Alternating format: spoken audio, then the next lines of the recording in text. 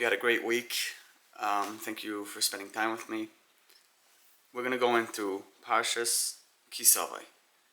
Parsha Kisavai, first of all, starts off with the idea of thanking Hashem, Hakar Satoiv, which is acknowledging all the good that we have. We planted trees, we grew fruits, we planted vegetation and crops, and we turn to Hashem and say, thank you so much, we appreciate it. So Bikurim, when we show up to Yerushalayim with our fruits, that's for the Shiva Samina. We show up, we make this big ceremony, we make this big whole shabam, and we show up and show thanks and our gratitude to Hashem.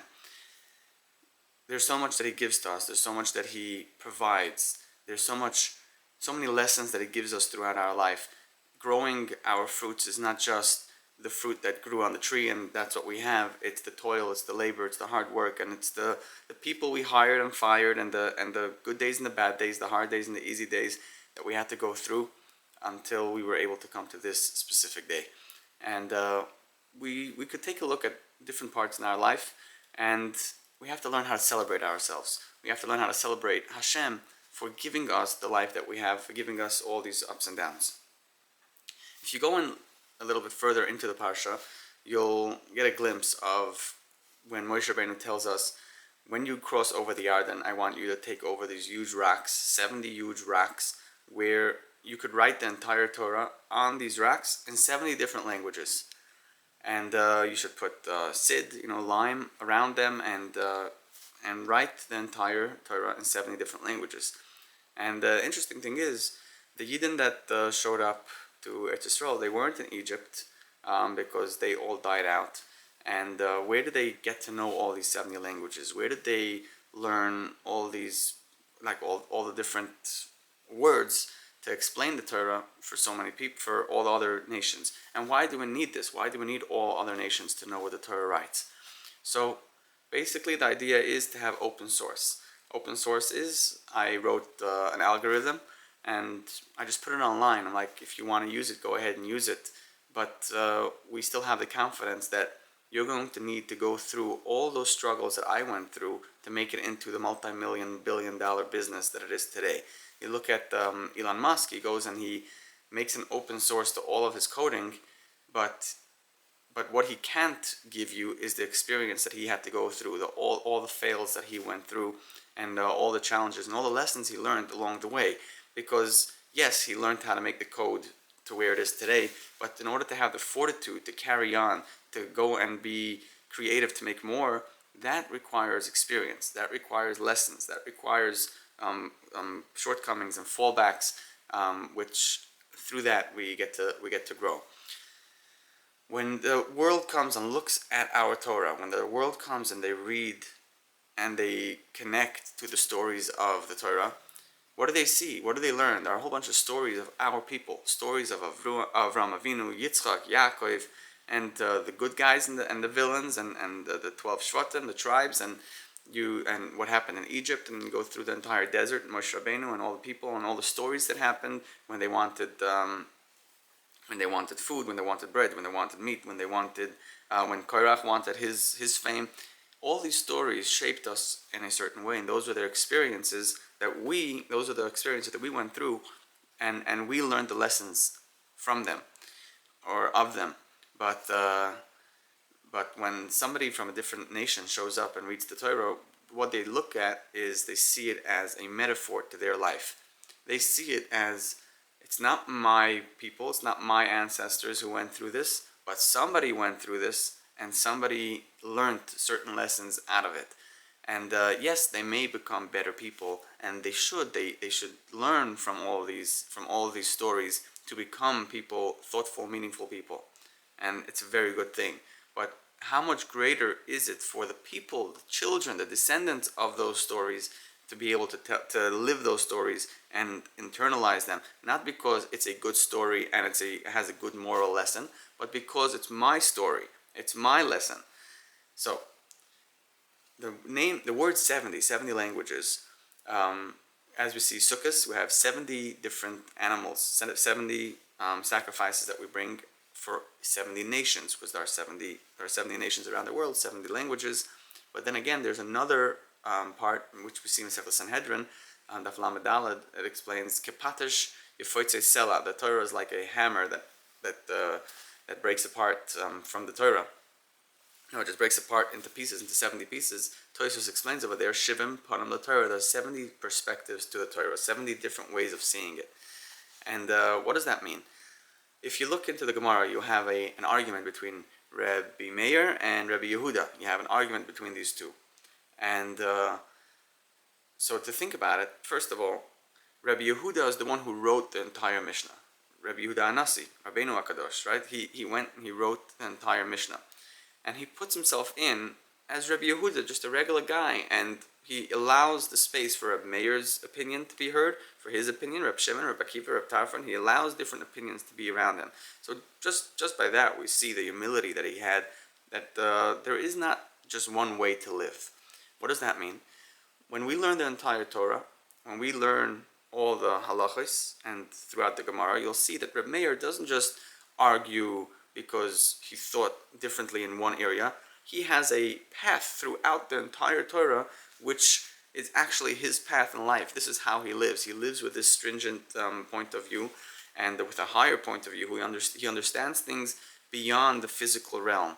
And Rabbi Yehuda is more practical. He says, hey, we're living here on the ground, and let's just focus on how to do and what to do, when to do them, and let's not think about what we do in higher realms as we perform those mitzvahs.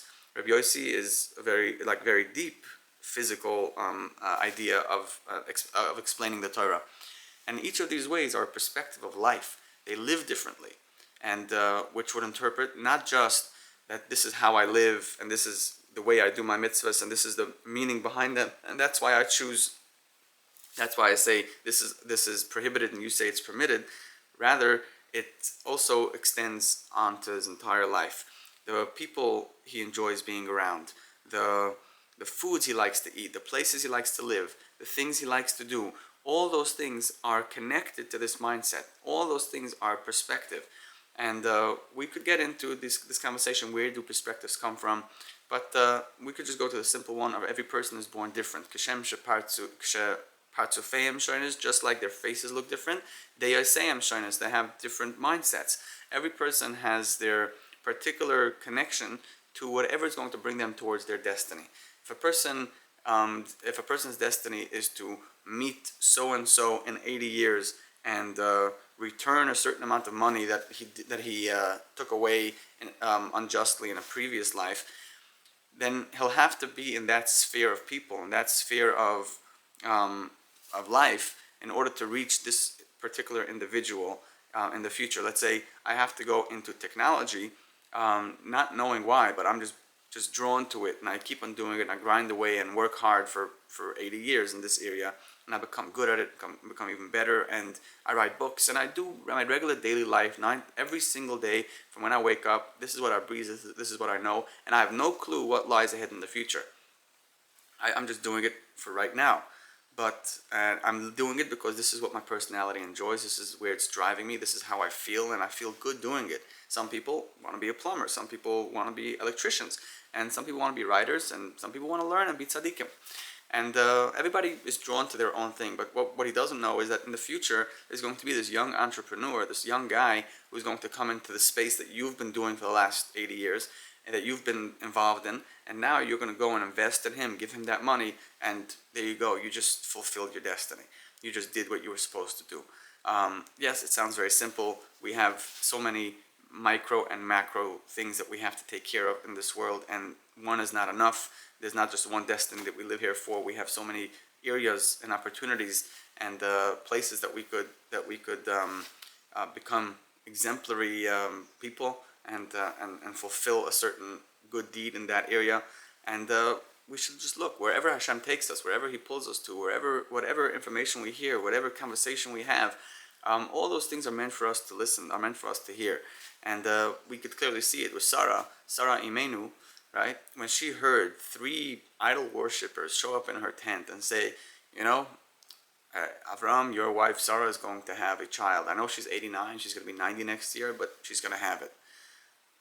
Technically, if three people like that would walk into my house and give me such a blessing, I don't know how I would accept it. I'd be like, okay, whatever. Take your God and take your falsehoods, and talk to the tree. Why are you coming to me and giving me these hopes or these false hopes?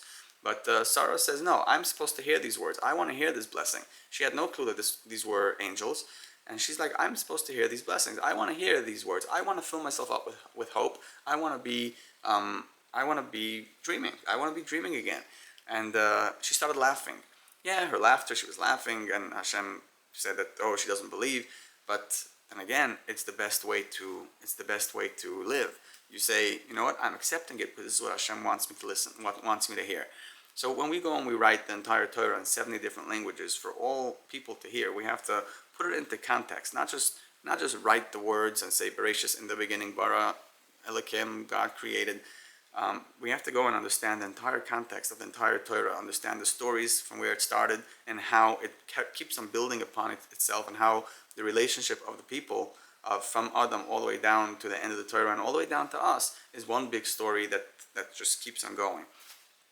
And when we learn how to accept those words, when we learn how to internalize them and live with them, be happy with them, wish, dream, and hope with them, we become better people. And that's what Hashem says. Take it, let all the nations do that, because I want the world to be filled with good people. We want good people to be here. We want people that grow, people that understand, people with meaning, people who want the world to continue, and they understand that there's something higher that we live for.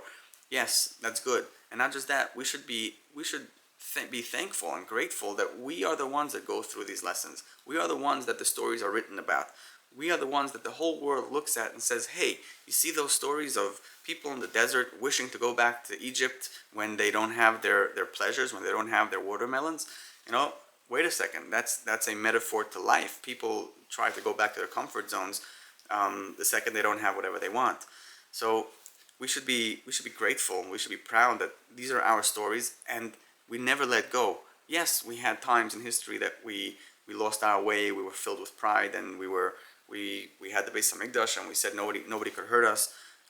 But we know better now, and we stick to our belief. We say, okay, there is a way back. If we continue doing this, we'll be able. If we continue following Hashem's words, we'll be able to continue growing and continue being the example and the light upon the nations. So, Savo, we learn to thank Hashem for everything. We learn to thank Him for all the toil and hard work and for all the results He gave us. We teach it to the world. World, come and listen, come and learn. See our words. See what we brought into the world and bring it into your lives. We want the rest of the world to be uplifted with us. We want them to see what true light means. And it's open source. Come and join. And guess what? When you join, Hashem is going to say, okay, you want to be part of this nation? You want to be part of the good people? Good people need to be proven to be good people. You can't just show up and say, oh, I'm sorry, teacher, I'll be good from tomorrow. Yeah, then you have to really go through. You need that kid behind you to kick your desk, and this time not lose it. You need that your pencil shouldn't be sharpened, and you'll still be able to follow along. You have to prove yourself throughout it.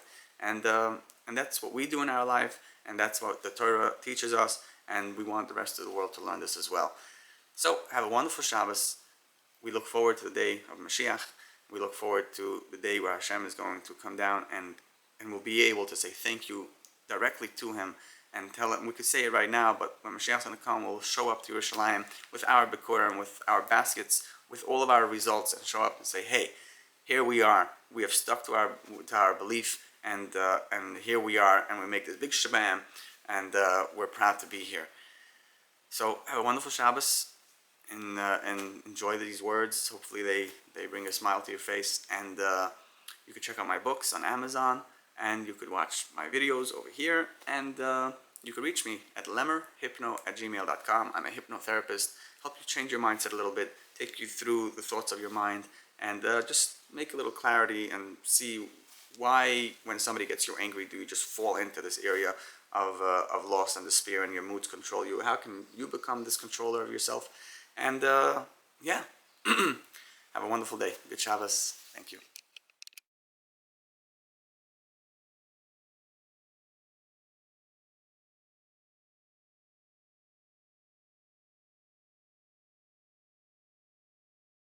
you.